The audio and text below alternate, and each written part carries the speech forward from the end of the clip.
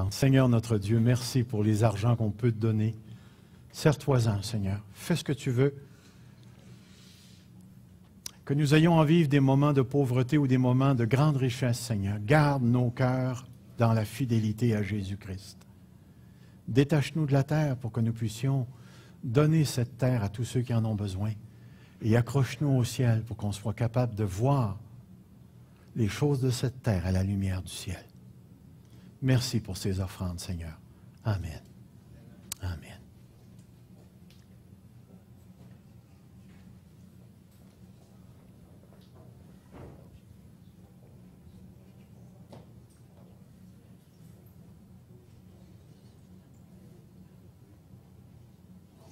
Alors, je voulais continuer ce que nous avions débuté la semaine passée. Parce que la semaine passée, on a eu 2 points particuliers et ensuite on s'est arrêté avec 2 témoignages qui nous ont été donnés. 2 témoignages. La semaine passée, ce qu'on a vu, c'est ceci. On a vu qu'il faut reconnaître la différence d'opinion ou de conviction sur les choses non essentielles. On a vu qu'on ne pensait pas tous de la même manière, puis que le Seigneur approuvait ça. La deuxième chose qu'on a vue, c'était celle-ci. Être clair sur les motifs de nos convictions. Parce que celui qui distingue entre les jours agit ainsi pour le Seigneur. Celui qui mange, c'est pour le Seigneur. Celui qui ne mange pas, ou il rend grâce. Celui qui ne mange pas, c'est pour le Seigneur. Et lui aussi, il rend grâce. Ce que le Seigneur veut, c'est des chrétiens cohérents avec eux-mêmes. Des frères et des sœurs qui ont des convictions, mais qui sont cohérents. Alors, permettre la liberté de ceux qui ont des différences avec moi, leur conviction, c'est leur conviction, mais d'être capable de vivre ensemble et de s'aimer. C'est tellement, mais tellement important. Et ce matin, je voulais arriver à cette troisième chose. Vous vous rappelez qu'on a déjà parlé de la soumission au Seigneur? On est en train de parler des faibles et des forts. N'oubliez pas ce qu'on a dit. Un faible, ce n'est pas une personne qui est nouvellement sauvée dans la foi.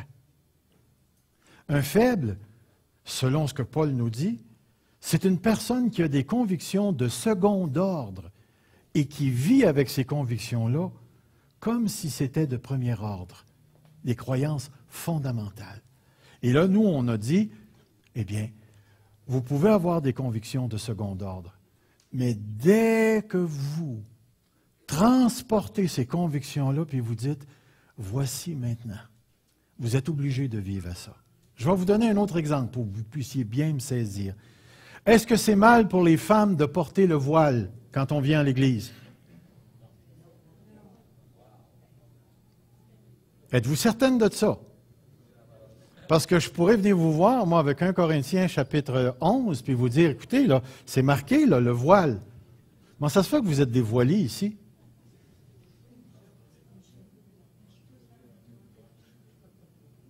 Est-ce que c'est une conviction primaire ou une conviction secondaire? Quand vous allez rentrer au ciel, allez-vous rentrer avec le voile? Voyez-vous, il faut vraiment, vraiment être prudent avec toutes ces choses-là. Il y a des gens que je connais, c'est tellement fondamental, la question du voile. Il y en a qui ont réglé le problème, ils ont dit les cheveux longs pour les femmes. Toutes les femmes qui ont les cheveux courts ce matin, je suis désolé, vous êtes dans l'erreur. Puis les hommes qui ont les cheveux longs. Notre frère Richard n'est pas ici un matin. Qu'est-ce qu'on fait avec ça? Puis écoutez, ça peut aller loin. Il y avait un professeur de séminaire où à un moment donné, ma femme s'est fait couper les cheveux, puis il l'a regardé, puis il lui a dit « Ah, t'as coupé ton voile! » Tu te rappelles, hein? Hein? J'étais là quand tu as dit ça. Et là, je me suis dit en moi-même, « Wow! C'est un monsieur qui connaît la Bible à fond. » Puis, il faut dire que c'était un juif. Il avait cette conviction personnelle. Puis sa femme, elle devait avoir les cheveux au talon. Parce que quand elle se peignait par en haut ici. C'était tout enroulé sur sa tête. Puis, en tout cas, il y en avait beaucoup. La question, c'est, est-ce qu'on va aimer ce frère? Est-ce qu'on va aimer cette sœur? Et la question est fondamentale. Parce que la qualité ou la mesure de maturité d'un fort se mesure à sa capacité de recevoir le faible. Et là fait toute la différence. Là fait toute la différence. Un des versets qu'il ne faut pas oublier, c'est celui qui se trouve exactement au milieu du chapitre 14. En effet, nul de nous ne vit pour lui-même, et nul ne meurt pour lui-même, car si nous vivons pour le Seigneur, et si nous mourrons pour le Seigneur. Soit donc que nous vivions, ou soit donc que nous mourions, nous sommes au Seigneur, car Christ est mort, il est revenu à la vie afin de dominer sur les morts et sur les vivants. La soumission en toute chose est l'une des vérités les plus importantes de toute la vie chrétienne, car elle ouvre la porte à la profondeur spirituelle. Avez-vous déjà vu un insoumis en bonne harmonie avec Dieu? Un insoumis qui connaît les profondeurs de Dieu. Ça n'arrivera jamais. Jamais. Ici, c'est la soumission à Christ en rapport avec ma liberté chrétienne individuelle. Et c'est dans ce contexte ici qu'il faut comprendre le texte. C'est-à-dire que moi, en tant que chrétien, je peux me permettre des choses selon mes convictions que d'autres chrétiens, selon leurs convictions, ne peuvent pas se permettre. J'ai acquis ce droit-là par ma compréhension de Jésus-Christ, ma compréhension de son œuvre et des conséquences qui en découlent. Si je vous dis la phrase « Tout ce qui n'est pas péché est permis », êtes-vous d'accord avec ça? Tout ce qui n'est pas péché est permis. D'accord ou pas d'accord?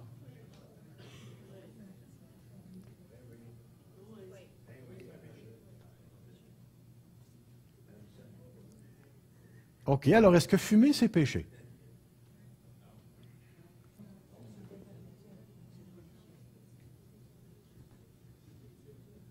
Allez-y. Est-ce que fumer, c'est péché?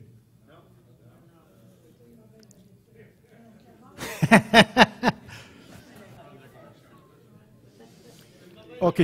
Là, je ne sais pas s'il y a des fumeurs parmi nous, mais là, ils doivent être contents d'entendre non, c'est pas péché. Soyez extrêmement prudents. OK. Est-ce qu'on est en train de dire que la cigarette engendre un esclavage? Tout ce qui a triomphé de moi est péché? Qu'est-ce qu'on fait avec les addicts au café? À la liqueur? Tu n'avais pas le droit de dire ça, toi. C'est pas écrit nulle part, c'est pas dans la Bible, ça, les desserts, là.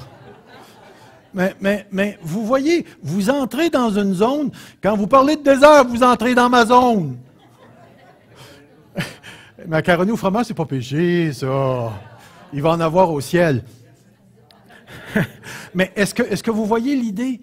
C'est qu'à un certain moment donné, vous entrez dans la liberté. Est-ce que je vais défendre ma liberté devant un faible?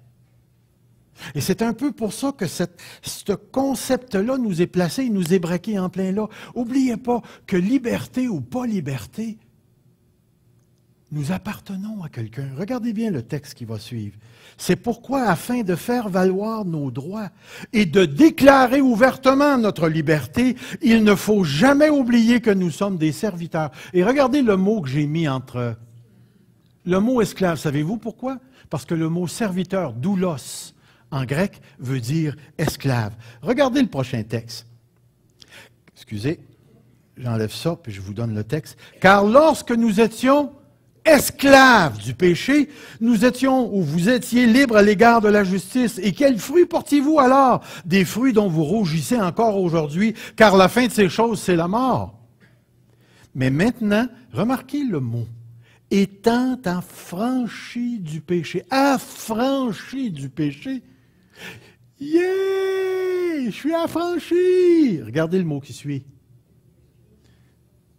Est devenu esclave de Dieu. C'est vrai qu'on a été libérés d'un maître qui nous gouvernait, qui nous écrasait et qui ne voulait que de nous faire mourir. Mais de l'autre côté, quand on a été délivrés de ça par la personne de Jésus-Christ, nous nous sommes tournés de côté puis nous sommes devenus des serviteurs, des esclaves de Dieu. Et maintenant, être un enfant de Dieu, c'est être un serviteur, un esclave de Dieu. Il a la primauté sur toutes nous autres. C'est lui qui est le maître des vivants et des morts. Et on ne peut pas passer aux côtés de ça. Et ça, c'est fondamental. C'est une vérité fondamentale. Si tu peux dire que tu es un enfant de Dieu, mais que tu ne dois rien à Dieu, tu n'as pas compris le salut.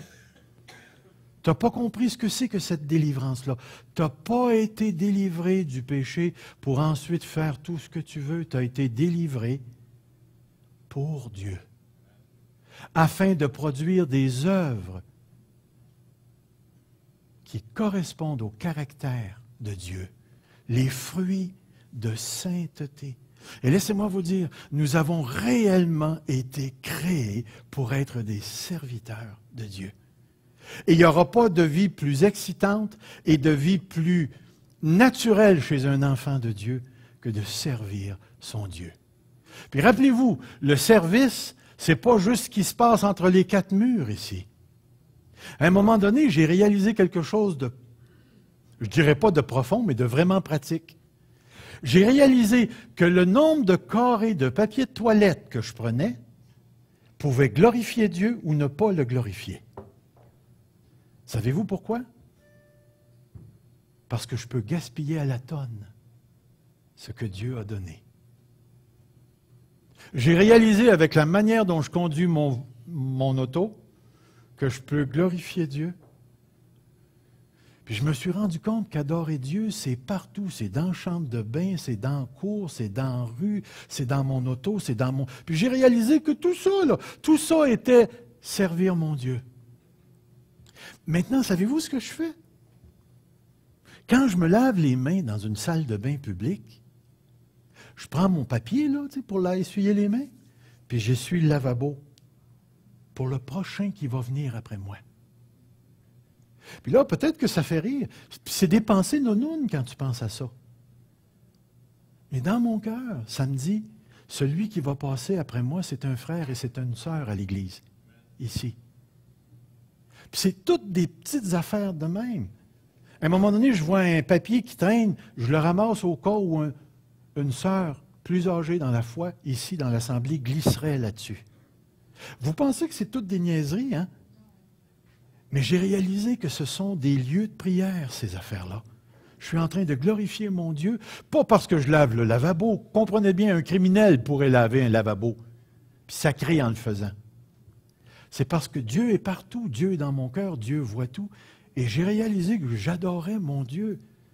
Je le servais en toutes circonstances. Puis même, vous vous rappelez de la parole, celui qui est fidèle dans les petites choses. Les petites choses.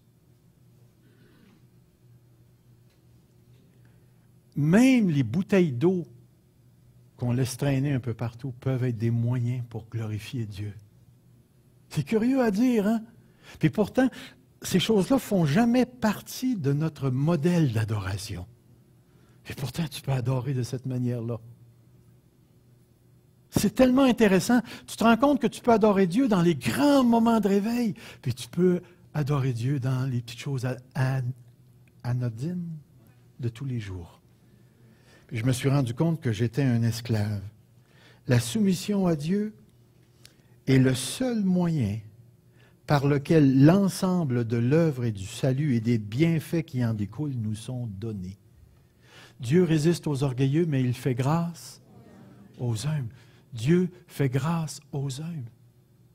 Alors, lorsque tu rencontres un frère, une sœur qui a des convictions très différentes des tiennes, s'il vous plaît, réalise que dans la présence d'un frère ou d'une telle sœur, tu es en train de créer un lieu d'adoration par la manière dont tu vas te servir de ta liberté dans ces circonstances-là.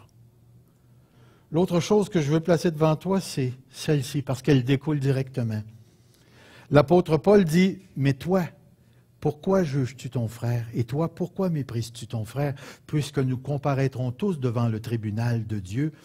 Ne nous jugeons donc plus les uns les autres, mais pensez plutôt à ne rien faire qui soit pour votre frère une pierre d'achoppement, une occasion de chute. » Regardez la phrase qui suit.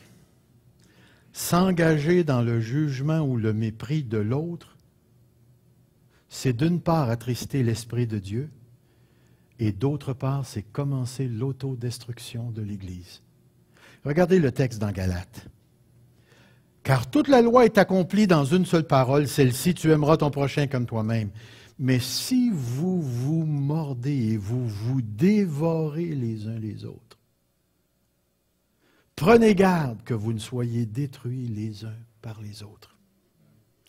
Je dis donc, marchez par l'Esprit et vous n'accomplirez pas les désirs de la chair.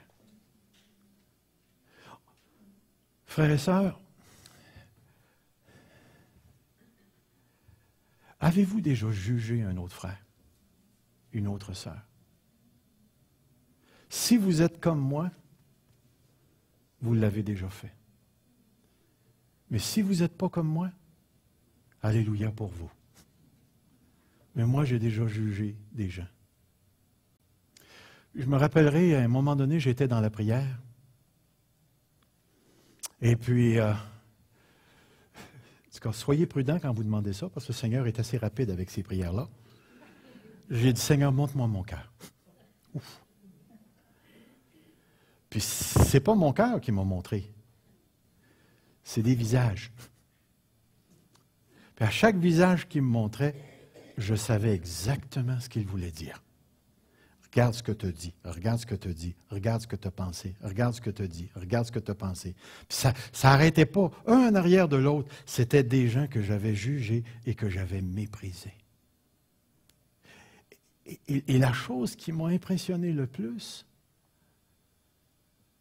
c'est que tant que je n'ai pas demandé à Dieu de me montrer mon cœur, ces choses-là étaient dans le cœur et m'alourdissaient. Et quand le Seigneur m'a montré tout ça, j'ai commencé à confesser et à confesser et à confesser. Et la chose extraordinaire qui s'est passée, c'est que mon cœur s'est dégagé de tout ça. Et le Seigneur m'a montré cette leçon-là. Quand tu juges ou tu méprises quelqu'un, non seulement tu avilis, tu dévisages un enfant de Dieu pour lequel Christ est mort, mais tu t'alourdis de quelque chose dans ton cœur. Ah oui, et tu peux traîner ça pendant des années et des années. Et là, tu viens pour prier, pour adorer, pour t'attendre à quelque chose, puis tu as le cœur vraiment pesant, chargé de péché et de mépris. Et là, tu te poses la question, mais Seigneur, pourquoi tu ne réponds pas? Dieu résiste aux orgueilleux. C'est tellement, tellement important d'être pur, d'avoir rien dans nos cœurs. C'est tellement, mais tellement important. Regardez la petite phrase. Imagine-toi un gars qui s'en va à la chasse avec ses chiens, c'est la chasse aux canards, et au lieu de tirer les canards, il tire ses chiens. Qu'est-ce que tu penserais d'un gars comme ça?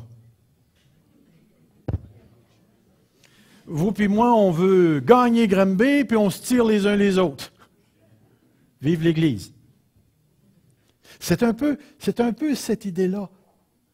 Frère, le mépris, j'oserais dire, c'est une des portes les plus larges par lesquelles Satan peut entrer dans la vie de l'Église et dans la vie des enfants de Dieu. S'il y a une chose que je vous demanderais de retenir ce matin,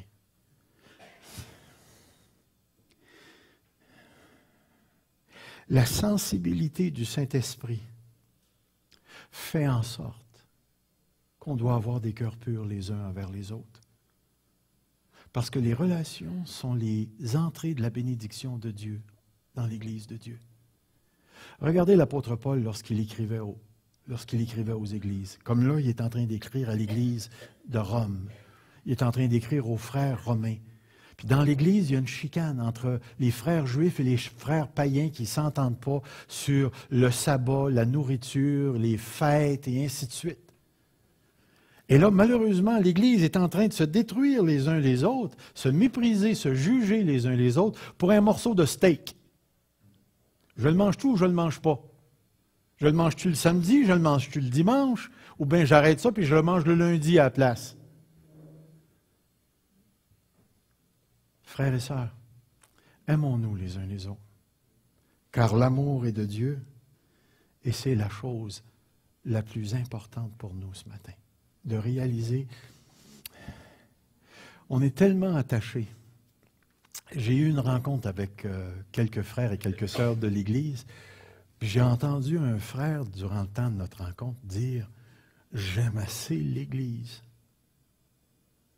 Moi, j'étais assis dans ma chaise quand il a dit ça, puis je me suis... ouf! Ça faisait la première fois que je l'entendais dire « J'aime l'Église ». Et ça m'a fait du bien à l'intérieur. L'aimez-vous, l'Assemblée de la parole de Dieu? L'aimez-vous? Aimez-vous vos frères et vos sœurs? Aimez-vous quand on se retrouve ensemble, quand on mange ensemble? En passant, j'aimerais vous dire que l'Assemblée de la parole de Dieu au portail, là, c'est l'Église à Granby où on mange le plus. Ouais, avez-vous remarqué ça? Ici, c'est impossible d'être mince.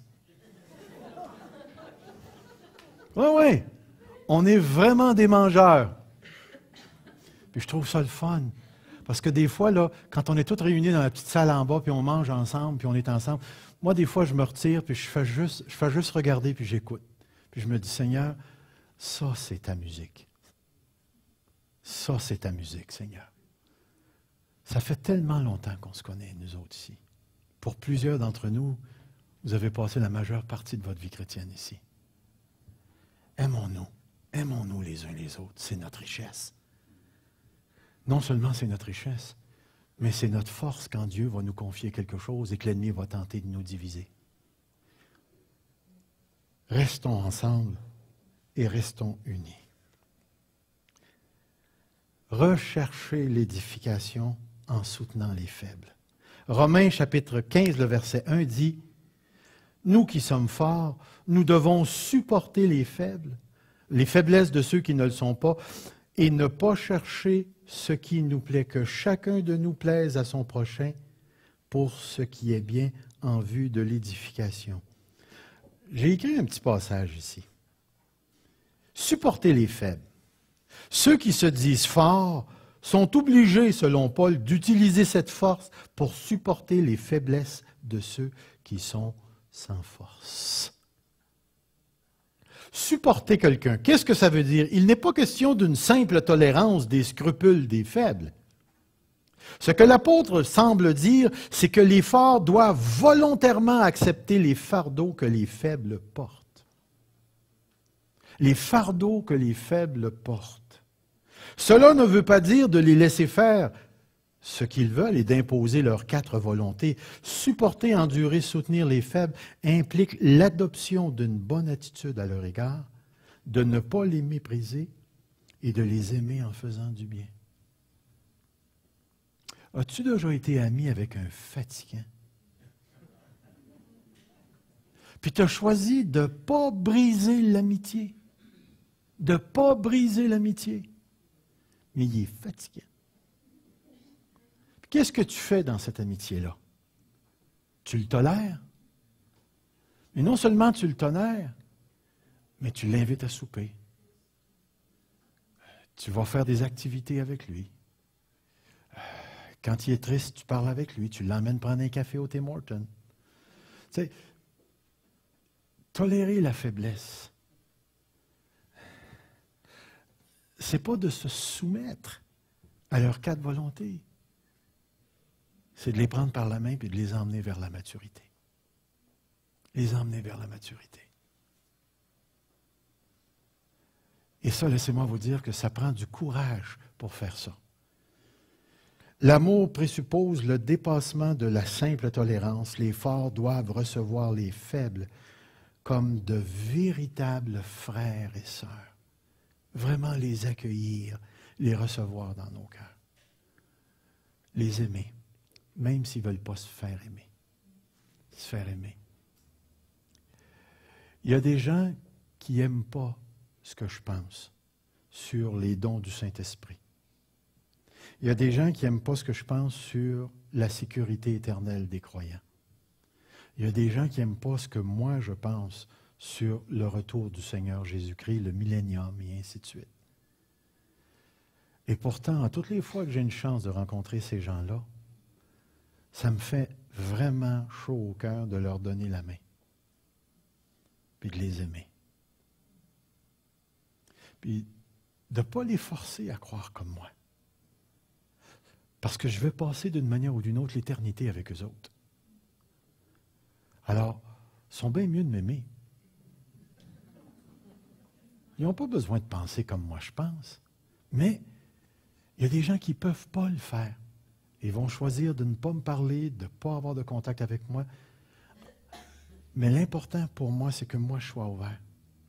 Puis si jamais je viens qu'entendre qu'ils ont besoin, que je sois là, dans la mesure de ce que Dieu me donne, pour être capable de les aider et de marcher avec eux.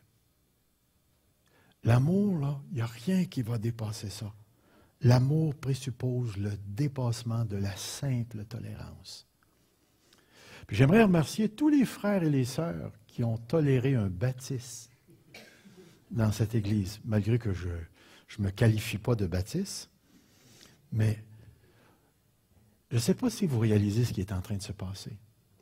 On est vraiment en train de tisser des liens entre nous qui vont nous suivre jusque dans la vieillesse. Je disais à un frère l'autre fois, je disais, en 6 ans, là, je réalise que c'est ma place, ici. Parce que Dieu veut faire une nouvelle chose. Dieu veut faire une nouvelle chose. Il y a quelque chose qui s'en vient, qui va être fondé sur l'amour. Pas sur les dons spirituels, qui va être fondé sur l'amour. Dieu nous envoie des gens en besoin, où on est appelé à se dépenser pour eux. De plus en plus. Je ne sais pas ce que Dieu va faire. Mais ça fait longtemps qu'on crie, Seigneur, donne-nous une expérience collective de l'amour de Christ. Vous vous rappelez de cette prière-là? Elle est basée sur Éphésiens chapitre 3. Un amour qui surpasse toute intelligence. Une expérience de Jésus-Christ qui va nous élever à tel point qu'on va se faire remarquer par les perdus pour les conduire au salut. Ce qu'on demande à Dieu, c'est une visite céleste qui va s'étendre dans tout le Québec et qui va même, j'espère, affecter le gouvernement, qui va affecter toutes les associations qui sont contre Dieu. Pouvez-vous vous imaginer là, un mouvement du Saint-Esprit qui convertit tellement de personnes que même le milieu scolaire en est touché? Je l'ai lu. C'est arrivé dans d'autres pays à d'autres époques. Pourquoi que ça ne pourrait pas arriver au Québec puis au reste du Canada?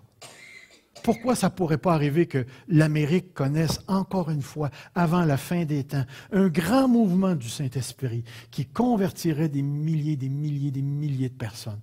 Pourquoi ça ne pourrait pas nous arriver? À celui qui, par la puissance qui habite en nous, peut faire infiniment au-delà de tout ce que nous demandons ou pensons. Je vous le dis, c'est mon verset, ça, moi. C'est mon verset. Je prie que Dieu prenne l'assemblée de la parole de Dieu et en fait des gens tellement remplis de l'amour de Christ que ça va transpirer par les pores de peau. Et que quand on va toucher les gens vont se sentir aimés et qu'ils vont demander pour se convertir. Je demande à Dieu que chacun d'entre nous ce matin connaisse la profondeur de ce que c'est que d'aimer par-dessus toute autre chose, afin qu'on puisse édifier l'Église. Regardez ce qui est écrit ici.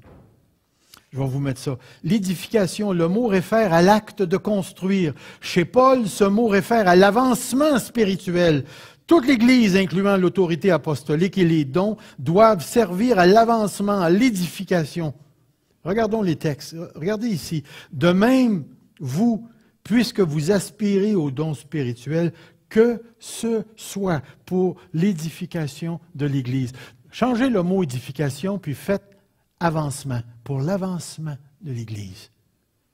Pour l'avancement de l'Église. Pourquoi pensez-vous qu'on demande à Dieu de nous donner le don des miracles, le don de guérison, que Dieu rajoute des prophètes, des prophétesses, que Dieu donne le don des langues à profusion, que Dieu nous donne le don de parole de sagesse, parole de connaissance, que Dieu donne des dons de générosité, des dons d'administration, parce qu'il y a un don d'administration dans l'Écriture. Pourquoi est-ce qu'on veut tout avoir ça? Pour se complaire et vivre une belle expérience ou pour que l'Église soit édifiée?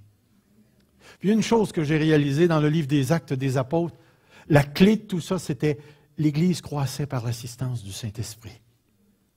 Tous les dons relatifs à l'Esprit de Dieu ont une raison, c'est de faire avancer l'Église. Faire avancer l'Église dans quoi? Dans la mission pour laquelle Dieu l'appelle. La mission pour laquelle Dieu l'appelle. Regardez, et même si je me glorifierais un peu trop de l'autorité que le Seigneur nous a donnée pour votre édification. Pour votre édification et non pour votre destruction.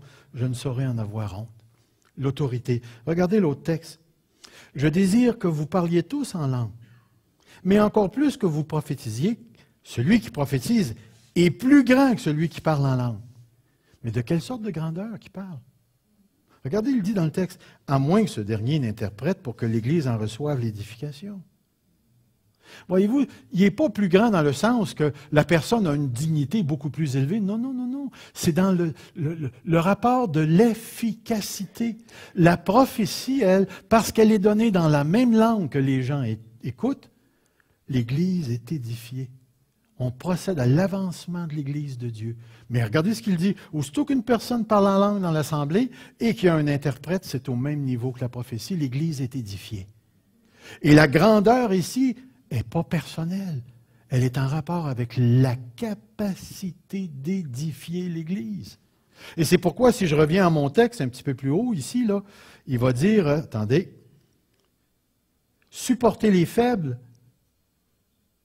ne pas chercher ce qui nous plaît, que chacun de nous plaise au prochain pour ce qui est bien en vue de l'avancement, de l'édification, de l'édification. Mes amis, nous, comme parents, nous investissons des milliers de dollars dans la vie de nos enfants, dans leurs études, et nous avons de l'argent de côté, nous voulons aider nos enfants à s'acheter des maisons, même à investir dans la vie de nos petits-enfants. Imaginez-vous si mes deux petits-enfants n'avaient pas de manteau d'hiver, pensez-vous que ça me coûterait bien cher ou ça me pèserait sur le cœur? J'irais leur acheter non seulement un manteau d'hiver, des bottes, une tuque, puis des mitaines, puis des combinaisons, même s'ils sont trop longues. Je ne peux pas tolérer de voir mes enfants souffrir. Si je suis capable d'aider, ce que ça me coûte, je vais le faire. Puis vous avez ce sentiment-là en tant que parent. Mais regardez, toutefois, on peut leur donner toute cette dimension matérielle et nos enfants seront un échec. Si nous ne les avons pas édifiés par l'amour, par la discipline, par l'autorité parentale et surtout par la démonstration d'amour entre les deux parents. Le succès réel dépend de ce qui ne se voit pas. Dépend de ce qui ne se voit pas, mais de ce qui se mesure par le comportement. Voyez-vous, vous avez des enfants qui ont été élevés dans la pauvreté, puis ils sont des succès dans la vie. Pourquoi? Parce qu'ils ont reçu l'essence de l'amour. Vous avez des enfants riches qui sont des succès parce qu'ils ont reçu l'essence de l'amour. Vous avez des pauvres qui sont de vrais vipères et vous avez des riches qui sont de vrais vipères parce qu'ils n'ont pas reçu l'essence. Alors, ce qui construit l'Église, c'est la générosité du cœur, l'amour sincère et l'engagement à faire du bien à l'autre. C'est ce qui constitue la relation avec Dieu que je transmets avec une autre personne. Quelquefois, là, laissez-moi vous dire, une bonne poignée de main, une main autour du cou, puis pleurer avec la personne qui pleure, ça vaut plus que lui donner de l'argent puis lui dire « va t'acheter des Kleenex ». Il n'y a rien qui va venir remplacer le feeling humain, qui va venir remplacer l'accolade humaine, qui va remplacer le fait que je t'aime. Il n'y a rien qui va remplacer ça. Même si je te donnerais tous les cadeaux, tout l'or qu'il faut, il n'y a rien qui va remplacer ça. Il n'y a rien qui remplace l'amour entre les deux parents pour un enfant. Il n'y a rien qui remplace ça. Tu peux acheter des bebelles à ton petit, mais s'il ne voit pas l'amour chez papa et maman, oublie ça. L'édification, frères et sœurs, là, ça ne passe pas par la bâtisse. Ça passe par ça. La poignée de main que je te donne, les yeux quand je te regarde, mon bras autour de ton épaule, être là quand tu souffres, me mettre à genoux avec toi pour prier avec toi. Ça construit. De te dire que je t'aime. Puis quand tu pêches, de te pardonner. Puis quand je pêche, de me faire pardonner puis de confesser à toi. Parce que c'est tellement important que je ne veux pas qu'il y ait entre toi et moi quelque chose qui nous empêcherait de vivre ensemble. Tolérer le mal, c'est mépriser. Bâtir nos liens ensemble, c'est tellement, tellement, tellement important. C'est plus important que le budget. Frères et sœurs, ce qui constitue le cœur d'une Église, Jésus nous l'a dit, toute la loi se résume à 2 commandements que vous connaissez très bien.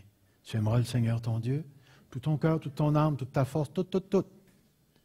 Et tu aimeras ton prochain comme toi-même. Puis n'oublie pas, le prochain, c'est celui qui est proche. Qui est proche. Là, présentement, tu as quelqu'un qui est assis aux côtés de toi, il y a peut-être 4-5 pouces entre toi et lui. Tu es proche. Frères et sœurs, l'invisible construit le visible. L'invisible, le inside, l'intérieur, construit le visible. Ma relation avec toi. Et nous avons besoin de ça.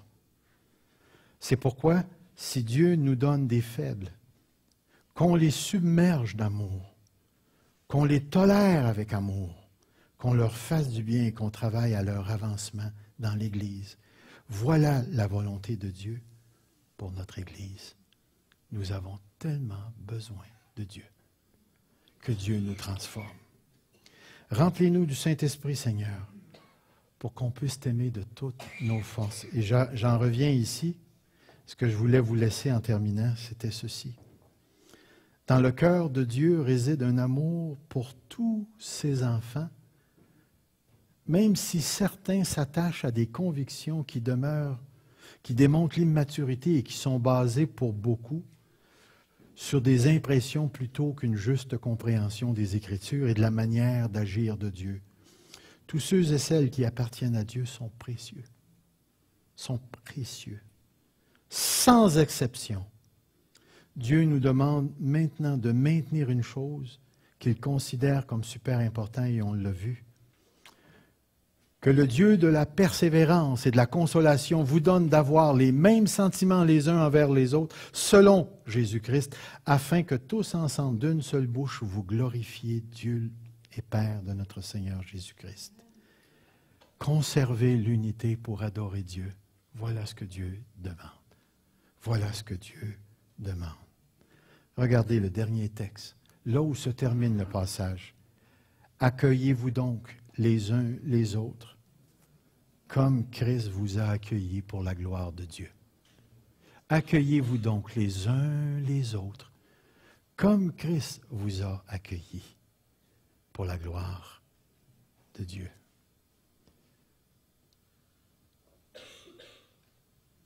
Nous arrivons à la fin. À travers tout ce texte, on a appris une chose fondamentale. On ne pense pas tous pareil. Certains auront des convictions qui divergent les unes des autres. Ces convictions-là, gardez-les, protégez-les. Ne les imposons pas sur les uns et sur les autres. Vivons à la lumière que Dieu nous a donnée chacun pour soi. Restons fidèles à ce qui est essentiel, ce qui est fondamental. Et enveloppons la totalité de notre relation avec l'amour que Dieu a déposé dans nos cœurs. L'amour, c'est une chose qu'on va voir de moins en moins dans le monde,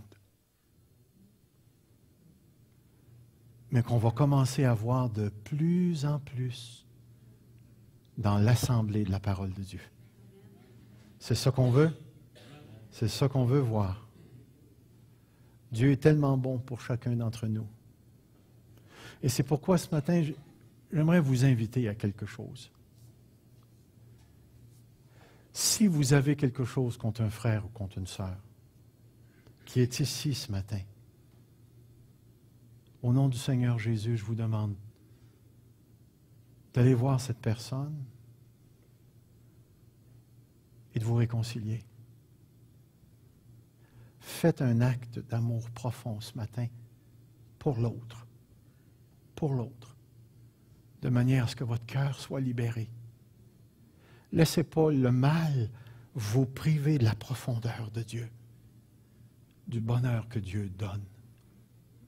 Laissez pas Satan vous aveugler. Permettez à votre cœur d'être pur pour être capable d'aimer. Gardons-nous dans la pensée de Dieu ce matin. Courbons-nous devant Dieu. Seigneur, notre Dieu,